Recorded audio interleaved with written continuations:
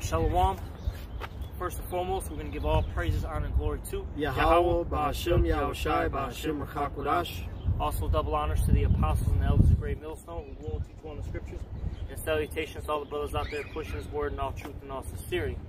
And we're going to do a response, or a skillful adding to the elder brothers' video out there in London. And, the elder brother's name is Require Crumb.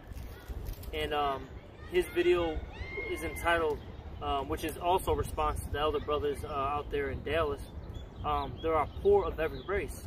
Okay, basically what he was getting into is how, you have these Edomites, these so-called white people, who believe that there's equality basically in this world. All right, that everyone pretty much has equal opportunity. But when you really look at the true statistics of things, and you really see what the world is really about, that's not the truth. Okay, he brought out an article that basically said that the average Edomite, so-called white person, makes about $150,000 a year, and the average amount that the Israelites, the so-called blacks, Latinos, Native Americans make is about $12,000 a year, and that's not equality.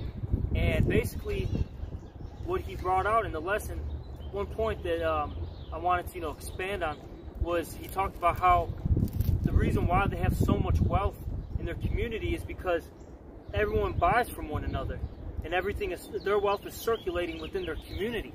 Okay, and that doesn't happen with our community. Okay, as the scriptures say, if you can get in Deuteronomy, the 28th chapter, it talks about how we have to go to Him for one of all things. All right, and actually start it if you can, because we actually we gotta actually get into this chapter. Get Deuteronomy 28 and read 43. Yeah, 43 and 44. Sure. This is the book of Deuteronomy, chapter 28, verse 43. The stranger that is within thee shall get up above thee very high, and thou shalt come down very low. That's right. He shall lend to thee, and thou shalt not lend to him. He shall be the head, and thou shalt be the tail. That's right, okay? All right, that was the curse put on the Israelites. All right, since we were disobedient to the Heavenly Father, all right, we disobeyed the law, statutes, and commandments that we agreed that we were going to follow. The Lord punished us, okay? And one of the punishments was that basically the heathens, all right, which the worst of the heathens is now in authority, okay? He's ruling over us, all right, which is Esau, Edom, the so-called white man, and he's the one that we have to go to. Can I get it? Yeah, Bible shop. This is verse 48, Deuteronomy chapter 28, verse 48. Therefore thou shalt serve thine enemies, which the Lord shall send against thee, in hunger and in thirst and in nakedness and in want of all things. And he shall put a yoke of iron upon thy neck until he have destroyed thee. Yep, and the main point is we shall go to him for the want of all things. So no matter what, we have to go to this man for, food, clothing, water, housing, all these things. All right, he's going to be the head and we're going to be the tail. But we got to go to him for loans. All right, we got to go to their banking system, and apply for loans so we can get a car, we can get a house. All right, those are pretty much the only two things that our people can get. Our people barely get any businesses, okay? And if our people do get businesses, they still don't own the product, okay? To make their, whether it be like, a clothing company, we don't own the actual product that makes the clothes, okay? Or let's say if our people own like a restaurant, those who own the business still have to go to these companies and get the product to make the food, whether it be the tomatoes, the meat, all that stuff, okay? And where do you get all that stuff from? You get it from your land, okay? The land that you own. And this man has stolen our land. He's stolen our resources, which is actually our heritage, man. All right?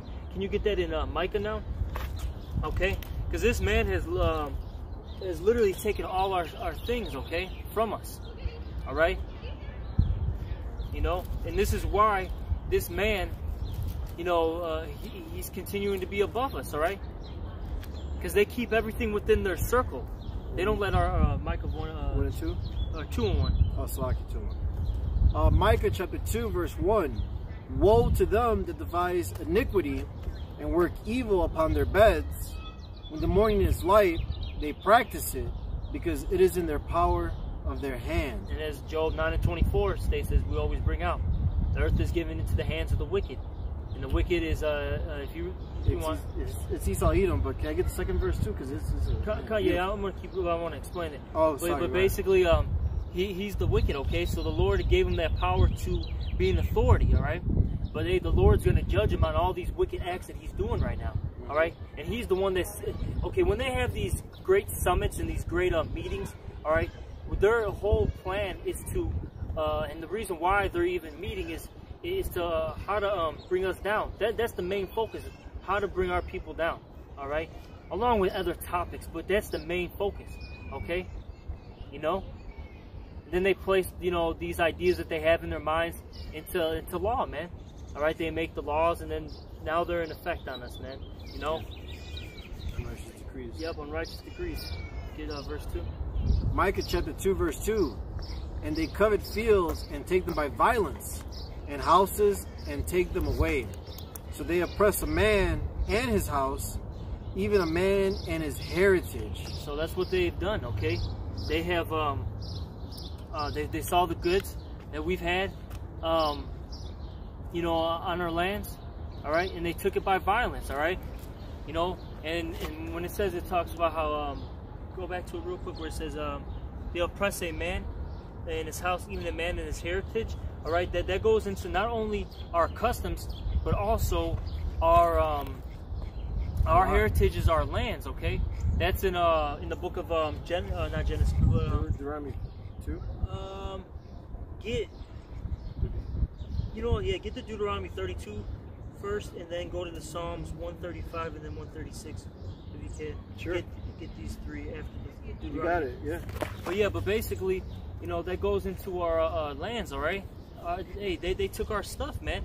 All right, like, look at South America, for instance, right? Look, the Northern Kingdom, all right, the Hispanics, all right, and Native Americans, we don't own any of the natural resources, okay, of that land, all right? But what's crazy is those lands are have much resources there, okay? Much resources in abundance, all right? But how are those areas so poor, you know? And that's all by design, man. That's systematically designed that these people have placed, man, all right? And then our people, as the scriptures say, if you can actually get down real quick, Deuteronomy 28, where it says that we're going to plant their in the vineyards and not reap anything, all right? Our people are doing all the labor. I think it's in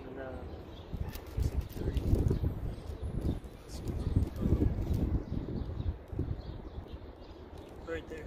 39? Yeah, just check what 38 says. Yeah, 39.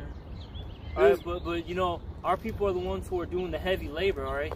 And we don't basically eat the fruits of the labor, man. Okay? But this is all a curse from the Heavenly Father. You can get it out. Yeah, Deuteronomy chapter 28, verse 39. Thou shalt plant vineyards and dress them, but shall neither drink of the wine nor gather the grapes, for the worm shall eat them up, or eat them. Salakia, I don't know if that's the one. Salakia.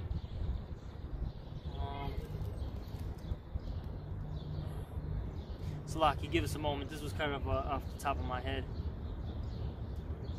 Damn, man, where does it say that we're gonna... Right here. 51. Yeah, there we go. 51. Yeah, Salaki, wrong verse. 51? Yeah. Deuteronomy chapter 28, verse 51.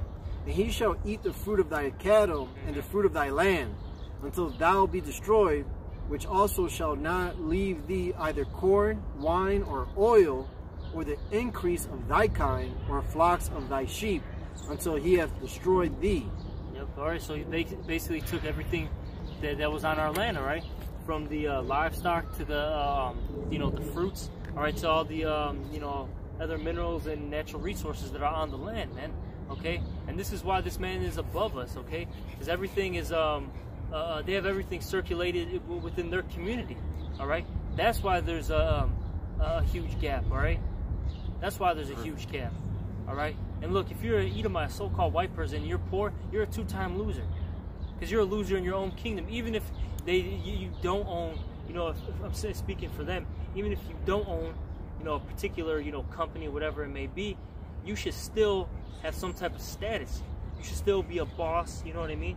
You should still, you know, be in some type of ruling class position, all right? Right. You know, simple as that. Yeah, but their house is divided, so, yeah, I mean, it's only Amalek that's going to be looking out for Amalek. You know, they don't care about the other 11 brothers, you know, of Esau, Edom. You know, that's why in these communities, I know in the Jewish community, if you have like a business idea or a plan, they'll give you 3 chances, 3 attempts there. You know, I could go to you for $25,000. If I try my business and it fails, I could go to you again for another 25 and then another 25. They give you 3 chances. You know, I know that from working with these Jewish people downtown. You know, that's how a lot of them get set up.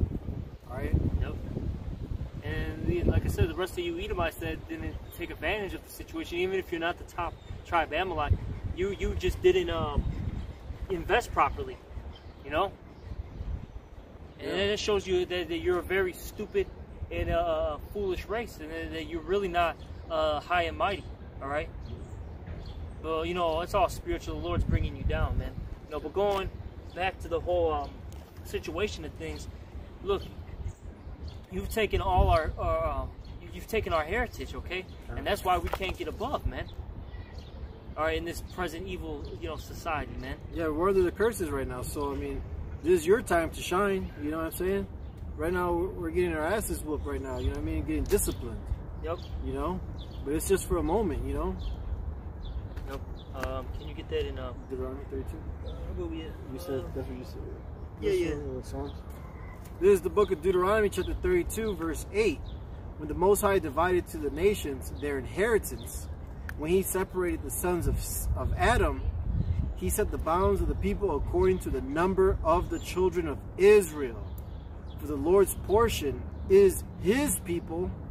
Jacob is the lot of His inheritance, you know? And it's just like when you, here in Chicago, you buy a city lot, you know, so-called, that piece of land is yours, you know, that 25 by 110 feet long lot area is your house, you know?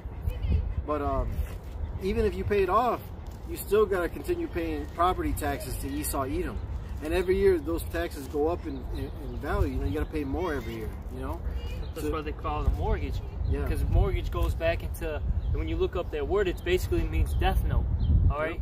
Because you're never ever going to actually own that particular land, all right? Because basically, yes, you own maybe the house, but going back to what the brother said, you have to now pay taxes on the land that you're using, because technically you never own the land, the actual land that your house sits on, okay? And see, that's where this man, you know, he does everything, you know, he devises everything, you know, wickedly. He plans everything out, man. You know, he plans it out thoroughly, man. And it talks about how in Genesis that you know, the serpent was more subtle than all the beasts of the field. This man is a very cunning, you know, creature. Oh yeah. Okay, it talks about how he's a cunning hunter. Yeah. These are traits of Esau, Edom, all right? These are his traits. But hey, look, we got that eye self, and we see through all the madness, okay, of this place. And we understand that. Look, this is our portion right now. This is our situation. This is what we have to deal with in order to get into the kingdom. Okay. And what was that? Psalm 135. Yeah, let me get it for you. And this goes back into what the brother read in the Deuteronomy, the 32nd chapter. I got this for you. I'll break it down. This is Psalms 135 and 12. And when you read above, it basically gets into how we took down our enemies, all right, and got into the land of Israel, all right. And it says Psalms 132 or Psalms 135 and 12, and gave their land for an inheritance and a heritage unto Israel, his people. You know what I'm saying? Because, like, going back to the Lord's portion, this heritage, this inheritance, you know, we're his, you know what I'm saying? We're his portion, his people. Because Israel's a people before it's a place, you know? The land of Israel is ours as well, though we have these Ishmaelites and fake Jews up in there. The Lord's going to come back and just demolish all those people. He's going to have a great slaughter there, all right? He's going to set things in order. And he's going to restore it to us, man, to his people, all right? Because wherever we at, you know, he's going to take care of us. The Lord's always going to provide for his people, you know? And though we broke the laws, statutes, commandments, you know, it's very important for us to turn back, man. And the elect are going to do that, man. They're going to do it. They're going to turn back and follow the laws, statutes, commandments to the best of their ability, you know? Rehearse the righteous acts, man. Because we're the Lord's portion, man. He has his spirit in us. And what he wants us to do, we're going to do that, you know? We're going to follow the Spirit. The Spirit's going to call out to us and tell us to do this and that, you know? Do all righteousness to the best of our ability, because right now we are in our flesh and we are going to go off here and there, but we're going to catch ourselves. We're going to recognize that we're going off, or our brother might see it, okay? But the point is, right now we're at the bottom. You know what I'm saying? They made Esau, the Lord made Esau Edom the head, and he made Israel, so-called Negroes, Latinos, Native American Indians, and confusion of faces and scattered abroad, the tail, man. That's that huge gap, man. All right? And Esau Edom's devised ways to stay on top, because he seriously believes that his kingdom's gonna continue forever, man. You know, calling the lands after their own names, as the scripture says. This man's a very powerful, cunning creature, like you brought up. I got this, and you don't have to get the other Psalms. It basically repeats Psalms 135. But this is Sirach chapter 46. Yeah, I'm going to start at verse 8. And this is basically getting into, it's a little history of how the Israelites basically were getting into the land of Israel. And this is a song, or it's like Sirach 46 and 8. And of 600,000 people on foot, they too were preserved to bring them into the heritage, even unto the land that floweth with milk and honey. And the Lord gave strength also unto Caleb, which remaineth with him remained with him unto his old age, so that he entered upon the high places of the land, and his seed obtained it for an heritage. Okay, and it shows you right there that the land of Israel is our heritage, okay? And really, if you want to get into it, it's really the whole earth, because what does it say in the Psalms, the 2nd chapter, if you can get it? Yeah. Ask of me. I'll give you the heathen for thy inheritance. Yep. In the uttermost part of the world. Yeah, yeah. Get it, Babu Kusha. Because really, this whole earth is our heritage. Yeah. It's our, as the brother said, it's our playground. This is ours, man. You know? Can you get it? Yeah, Psalms chapter 2, verse 8. Ask of me, and I shall give thee the heathen for thine inheritance, and the uttermost parts of the earth for thy possession. Yep, exactly. So this is really all of ours, okay? But now it's been given into the hands of the wicked, right? And that's why they're on top. Because if you own the lands, you own the resources, you're in rulership. You have dominion. You have possession of wealth. Yeah, that's real wealth, and that's what we're gonna get in that Genesis. Okay. That's real wealth. I don't really think we gotta get the 2nd Ezra, if I can remember, 1st Ezra. Yeah, no, it doesn't look like it. Yeah, let's get the Genesis. But this is what real wealth is: owning,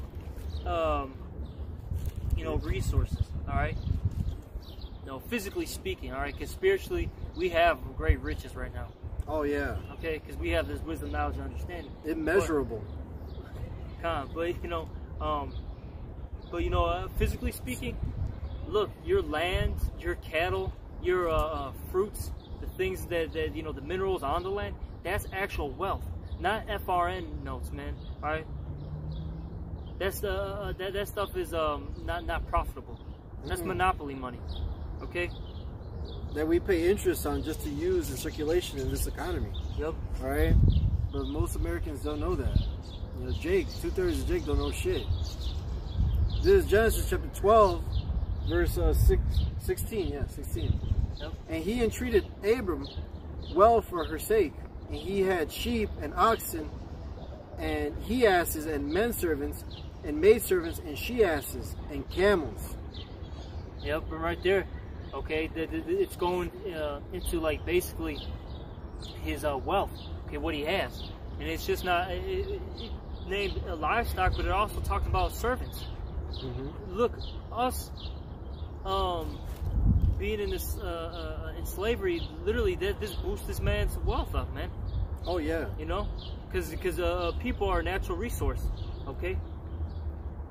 People are a natural resource. Yeah, Slovakia. It's all good. The word employee goes back to slave, man. Yeah. And all you people that are employed, you guys are slaves to this society, man. Yep. Esau Edom's kingdom right now, trying to make it in this wicked ass world, man. This wicked ass kingdom. Yeah, if you do make it, right? You know, you got these people that might be, you know, a high level boss or whatever, you know, whatnot. Look, you're just a higher level slave. That's it. You're just a house nigga, man. Yeah. That's all it comes down to. All right. Literally, that's all it comes down to. You just get a little more goodies and perks. Instead of a crumb, you get 2 crumbs. Yeah. That's it. You know? This is Genesis 13, verse 1 and 2. And Abram went up out of Egypt, he and his wife, and all that he had, and Lot with him into the south. And Abram was very rich in cattle. Yep, so this is what, right here. He was very rich in what? Very rich in cattle, in silver, and in gold. Yep. I'm going to jump down to 6. Okay. Verse 6, Genesis 13 and 6. And the land was not able to bear them, they might dwell together, for their substance was great, so that they could not dwell together. So that's talking about Abraham and Lot. Yeah. Okay. They had great substance. They had a lot of things. Okay. And basically, they, like I said, that's real wealth. All right. Those things, the livestock, the servants, the gold, the silver, the natural resources, and going into what we were talking about earlier, the things that are on your land, man. Okay. The fruits, all that stuff. Okay. But this man, hey, what did he do? He took our land by violence. All right. And now he possesses our heritage, our inheritance, man. Okay.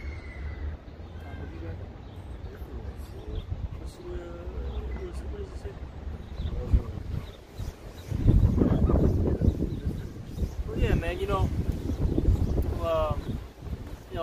We just wanted to show that real wealth, okay, is the natural resources on your land, the livestock, the livestock, okay, the people, yeah. And the reason why our people are in such a poor state is because we don't own any of that.